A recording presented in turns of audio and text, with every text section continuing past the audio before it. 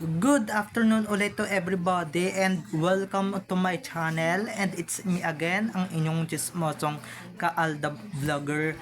Gusto ko munang magpasalamat sa inyong lahat sa mga walang sawa na tumatangkilik, nanonood, sumusuporta at sumusubaybay ng mga content ko here on my YouTube channel. So huwag ninyong babaktawan o lalaktawan tong ating content ngayong araw. I'm sure na hindi ninyo pagsisisihan na pinanood nyo ito mula umpisa hanggang hulihan. And syempre, wag kayong mag-i-skip ng segment, okay? Buuin nyo to, start to finish, and syempre, wag ninyong kakalimutan na i-share itong ating video para mas lalong lumaganap. So grabe, sunod-sunod ang award na i-update natin for today's video kaugnay kay Alden Richards. So ito na nga ang pangalawa. Congratulations Alden Richards dahil ikaw ang itinanghal ng Eduk Circle Awards, 11th Eduk Circle Awards bilang Most Influential Artists of the Year. So, ito na guys, watch this. Mamaya ipapaliwanag sa inyo ng buong buo. So, ito na guys, watch this. At dumako na tayo sa ating main topic for today's video.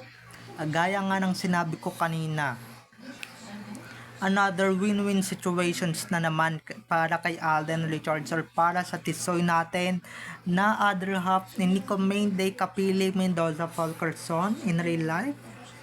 Congratulations Alden Richards for winning best influential of the year. Okay, nabigay parangal ng Eduk Circle Awards or 11th Eduk Circle Awards. Eto ibig sabihin guys ng influential sa mga hindi nakakaalam. Yung influential, parang kami influencer, 'di ba? Sa amin lang na uso yung influence. Yung influence, ibig sabihin guys, ibig sabihin ng influence is yung influensya is sila mismo ang nagbibigay ng magandang halimbawa sa mga fans nila or sa mga hinahangaan nila, or kunwari 'di ba, ako artista, mabuti akong ehemplo sa mga kabataan, sa mga matatanda, sa mga taong humahanga sa akin, mabuti akong influence sa kanila, hindi kagaya ng mga artista sa mga artista na kagaya nila, kagaya nila, 'di ba? Or si Alden lang talagang pinangalanan. Okay? Yung idol nyo ba na si Arjo Atayde na pinagmamalaki ninyo? 'Di ba may pinagmalaki bang ganyang award diyan? 'Di ba may pagmamalaki bang award diyan? Wala. Kaya mas okay na sa kanya yung Best Actor Award, 'di ba? Lamunin niya na, lapain niya na yung Best Actor Award. 'Di ba? Kaysa naman sa 'di ba? Lamunin niya na yung Best Actor Award, sa kanya na yung Best Actor Award. Total si Alden madalas nagkakaroon ng Best Actor Award, madalas nagkakaroon ng iba't ibang award, at ang mas matindi pa is Most Influential. Ibig sabihin, mabuti siyang halimbawa, mabuti siyang mamamayan, mabuti siyang ehemplo sa mga kabataan, sa mga gaya naming kabataan na nangangarap, 'di ba? Mas mabuti siyang ehemplo. Hindi kagaya ng iba diyang artista na hindi naman nagkakaroon ng magandang parangal or hindi naman nagkakaroon ng magagandang parangal, 'di ba? Hindi naman sila nagkakaroon ng mga ganyang awards or ng mga ganyang parangal, 'di ba? Yung mga artistang ganyan talagang most influential talaga, yung matindi talaga ang influence. Like Ate Regine, di ba? Nagkakaroon din ng ganyang award, or kahit hindi nagkakaroon ng award, napakatindi ng influence. Ganun yung ibig sabihin guys ng most influential, okay? Para sa mga hindi nakakaalam. Yang si Spotted, yang si Arjo, ano ba na influence niyan? Na-influence lang na yung mga kabataan na mas magnakaw. And syempre, hindi harapin yung mga kasong nakabinbin, 'di ba? Yan yung most influential sa pagnanakaw na dapat hindi tularan nating mga kabataan. Kung mayroon mang magandang halimbawa dito, kung mayroon mang magandang ehemplo dito, walang iba kundi si Tisoy talaga. Si Alden talagang pinakamaganda nating tularan. Kasi si Alden, 'di ba, sa kabila ng kanyang kasikatan, sa kabila ng kanyang mga achievements, sa kabila ng kanyang mga natatamasa sa kanyang karera, tignan nyo pa rin, nananatili pa rin down to earth, nananatili pa rin mababa, kahit medyo mataas na talaga yung na nililipad niya, kahit na sabihin yung best actor na siya, 'di ba?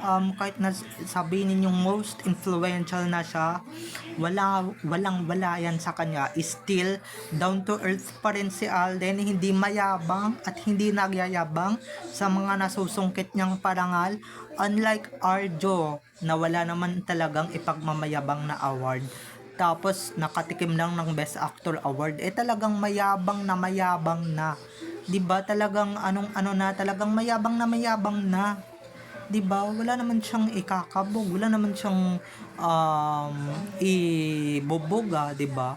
So, yung most influential ek na yan, binibigay lang yan talaga sa mga taong mababait at talaga sa mga taong maganda ang influensya sa mga kabataan, lalong-lalo na sila'y public figure. Ayan si Arjo, lalong-lalo nang hindi yan napangaralan ng ganyan kasi nga wala naman siyang magandang ipinapakita na dapat tularan ng mga taong sa kanyang nasasakupan or sa mga taong humahanga sa kanya. Kung meron mang humahanga sa kanya, mga peste, daga na lang yun, mga ipis, mga surot, yun na lang talaga ang humahanga sa Arjo Atayde na yan para magkaroon siya ng best actor or ng most influential ek, diba? Sa bagay, influence nga naman din yun, diba? Hindi sa acting nga, impluwensya ni Arjo talaga ang mangulimbat ng salapi ng mga Pilipino or ng Pilipinas. Yun yung trabaho niya, yun yung gusto niyang ma-influence, yun yung gusto niyang masalin sa mga kabataan, 'di ba? At saka ito si Alden lang talaga ang nakatanggap niyan. Si Alden lang talaga, okay, na sobrang lakas ng hatak, ng influence. 'Di ba? May nabalitaan ba tayong ibang artista na napangaralan ng ganyan? 'Di ba? Wala. Maski yung mga kabatch ni Alden sa Twin Academy, wala pa akong narinig or naringgan na pinangaralan sila ng ganyan. 'Di ba? Maski si Elmo Magalona, hindi ko pa nalilinig na napangaralan siya ng ganyan klaseng award, 'di ba? So grabe, napaka speechless talaga. 2 award lang naman ang nasungkit ni Alden ngayong 2025.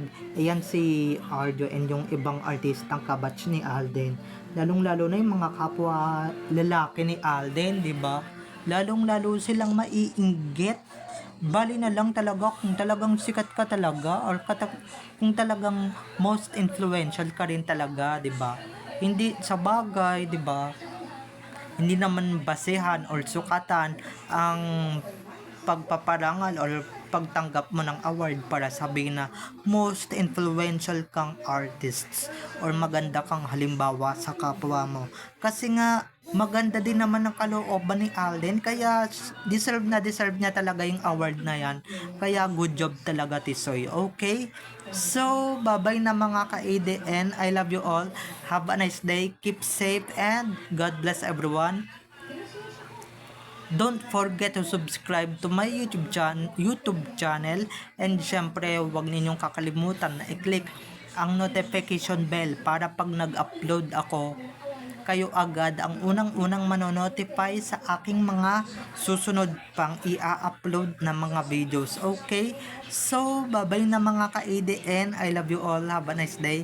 Keep safe and God bless everyone. Bye-bye. Enjoy watching everyone. Love you all.